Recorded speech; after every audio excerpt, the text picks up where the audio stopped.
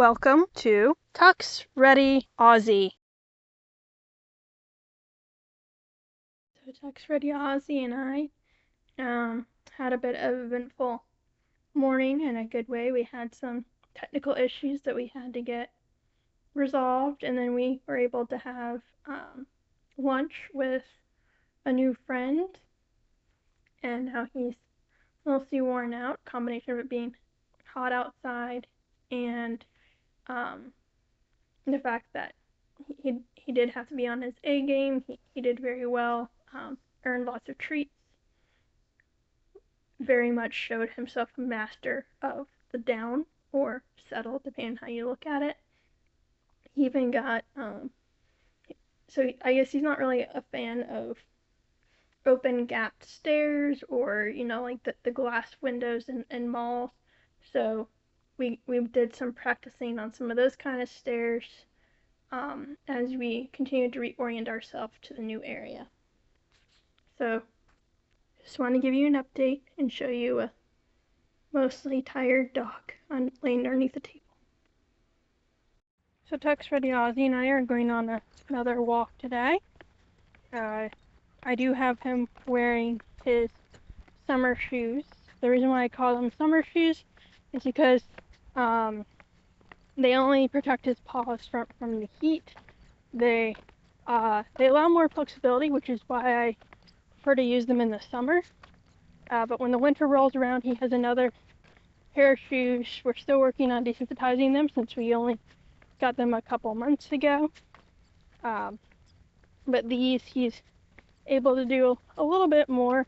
He feels a little more confident and comfortable in them.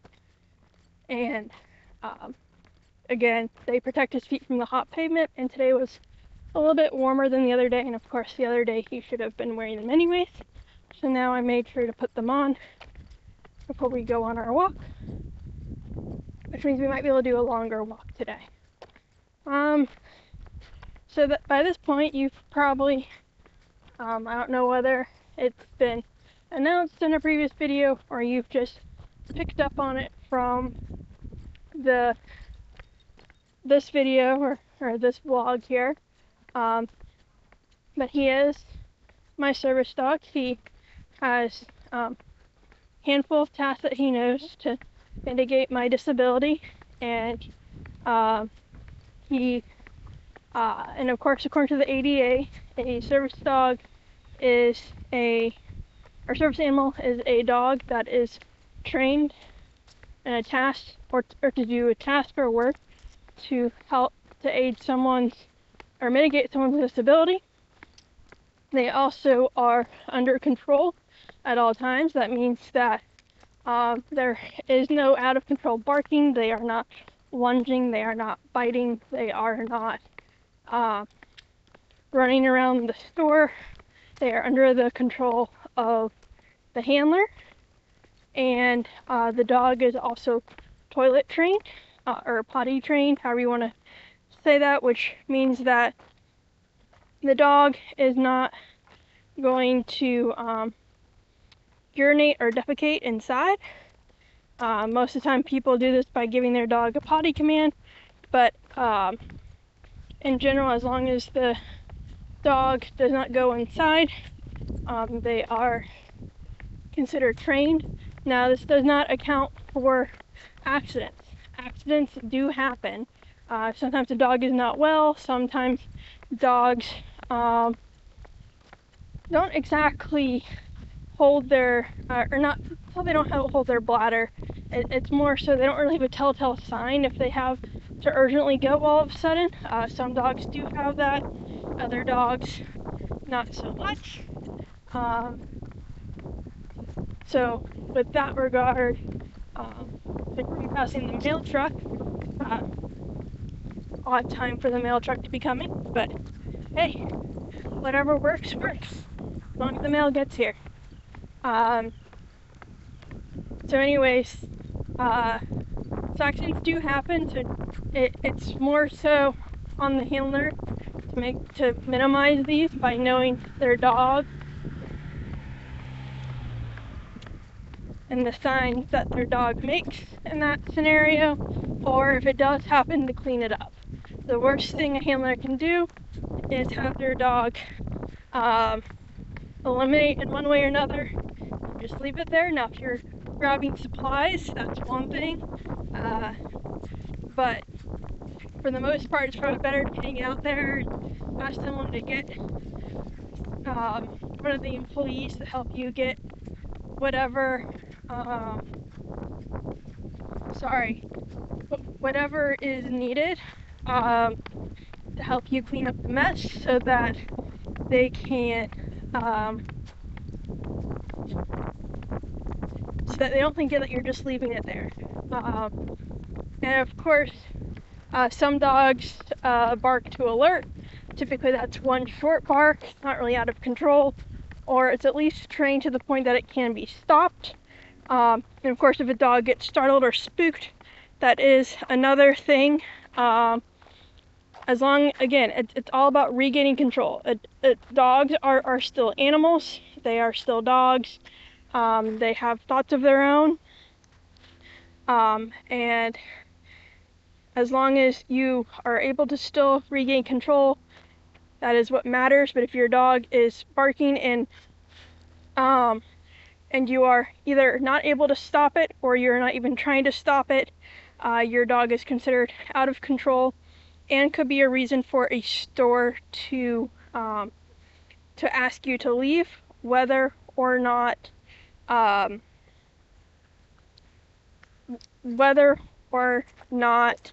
the dog is a service dog. So with that, we're gonna pause there while I let him use the bathroom a bit. That seemed to have been a brief break. We're gonna keep walking now. So another thing is that so 4 on the floor is typically a policy that is said for service dogs. There are ways to go around that, I guess is a way to say that, and that is if the dog is in a sling on your body. With me?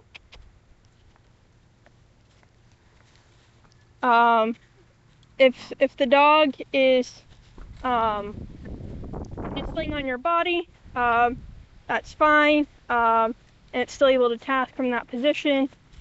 It's just more so that the dogs shouldn't be in chairs at like a restaurant or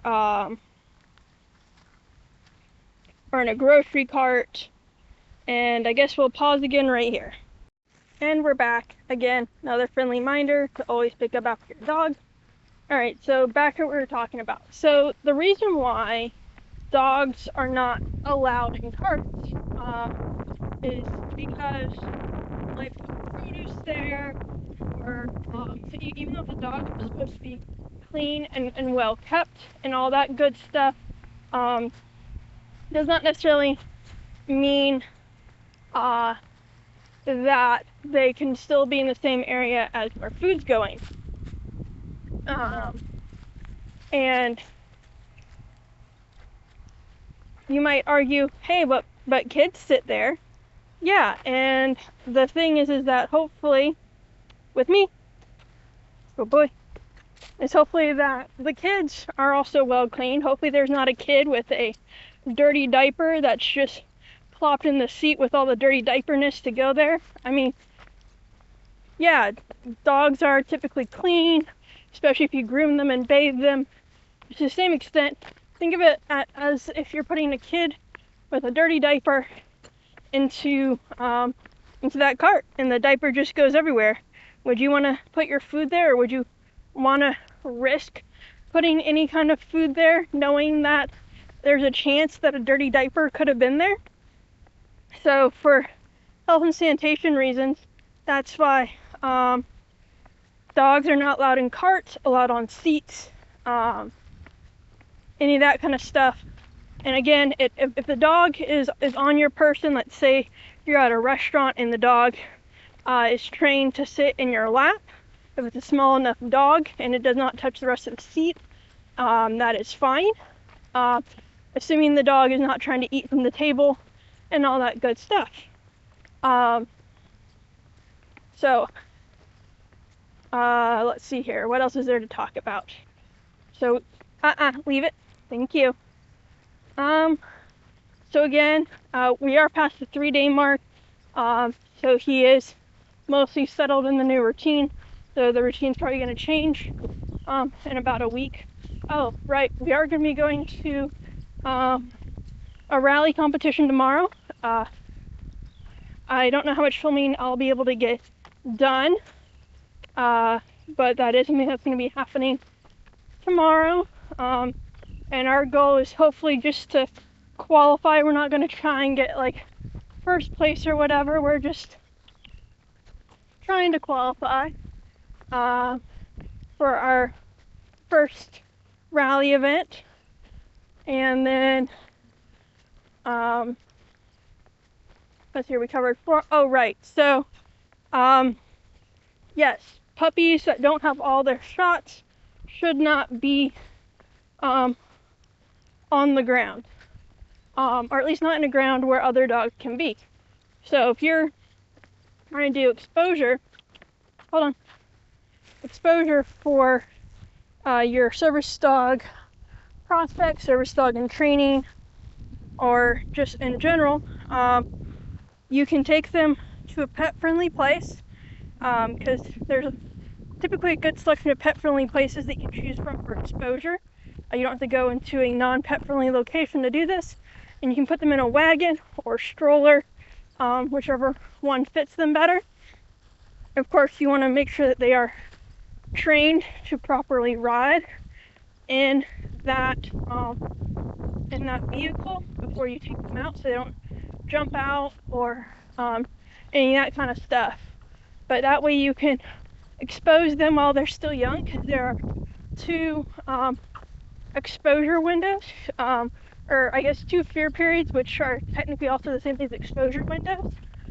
And those are pretty much the time that they're with their mother, like a week or 2 after you get them, if you get them as a young puppy. And we are doing a little bit more of a different walk, trying to change it up a little bit. But anyways, and of course there's also the one when they're a quote-unquote teenager. And this is mostly when people turn away dogs before they turn 1 year old. This is typically what they're not expecting. They're expecting a sweet little puppy, but just like kids, dogs have a teenage phase. They're going to regress, they're going to forget, they're going to not want to do something. And just like a kid, they will grow out of it, but what you have to do is you have to be patient. And if they forget how to sit, then you just have to review sit. Don't work on the advanced trick that you want to teach them. Don't worry about teaching them anything new. And if they're scared of something, don't force them into it. Just kind of let them go at their own pace. I think at this point we're going to turn around. There we go.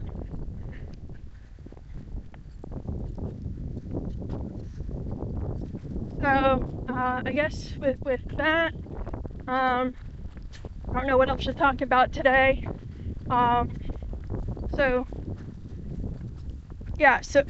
So pretty much the reason why most people say 4 on the floor for service dogs is because they should be able to have some sort of ability to walk on the floor nicely. It's a sanitary reason why they shouldn't be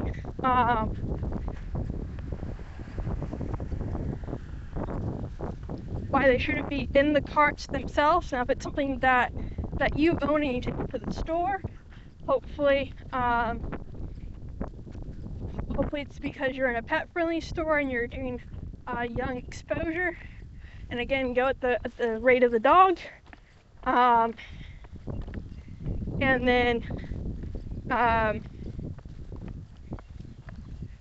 then of course, if you're able to, the dog can be in a sling on your chest or in a book bag. And as long as they're still able to task from whatever location you put them in. This could be for the safety of the dog. Like, let's say the dog can still heel, but since the dog is so small, you're worried that people might trip on the dog. So again, as long as the dog is able to task from whatever position it is in, that is the main criteria that is required to have them be in whatever carrying position you have them in. And of course, the dog does not need to always be actively tasking for it to be a service dog. And it is okay for service dogs to have off time or off duty time. Just let them at the owner's choosing, whether that's just not expecting them to task, having an alternative like when they're at home, or letting the dog go to the dog park if there's a good one nearby, or letting like people pet the dog, or if the dog's not feeling well, they should hopefully already be off duty.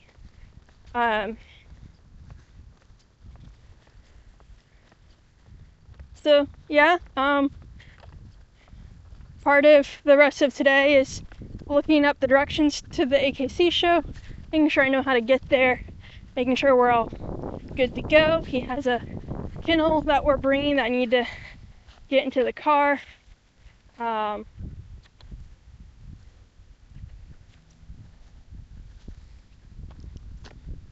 we do have an afternoon show. That's just so we can take some time to do all that. Again, not sure how much I'll be able to film. I don't know what their policies are. But anything I can get, I'll show you, even if it is just a few snapshots here and there of my dog, TuxReadyAussie, at the show. Of course, I don't think I'll be able to have the competition filmed. But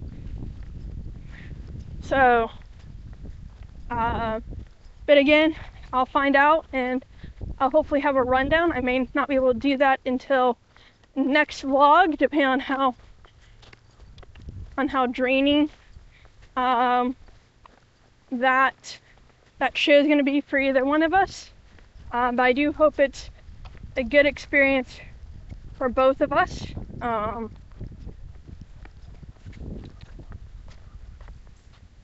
So I don't really like the fact that you've been pulling this whole walk.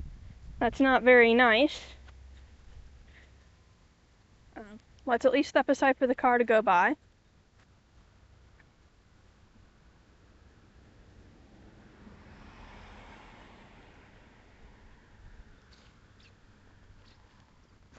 And of course, he walked rather nicely next to that grate.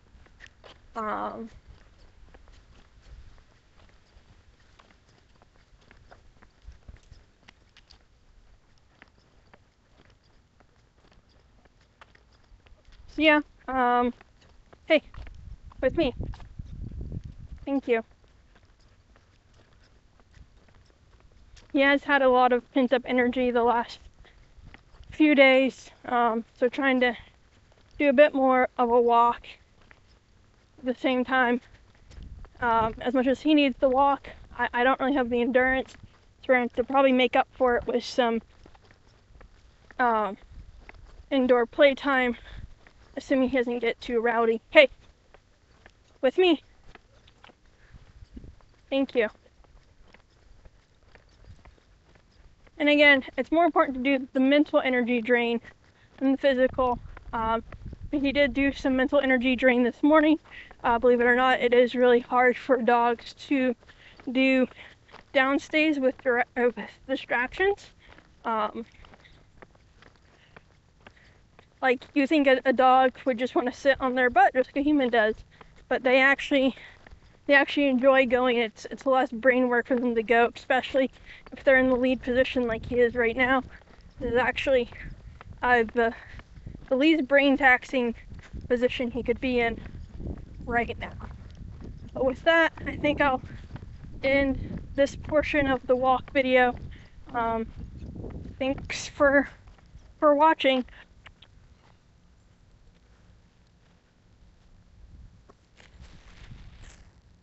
as we educate business owners and dog owners and those who may have an allergy or fear of dogs or other animals to know their rights at the federal level in the United States. If we work together and become educated as a community, and we can protect people from being scammed when it comes to dogs and their rights federally.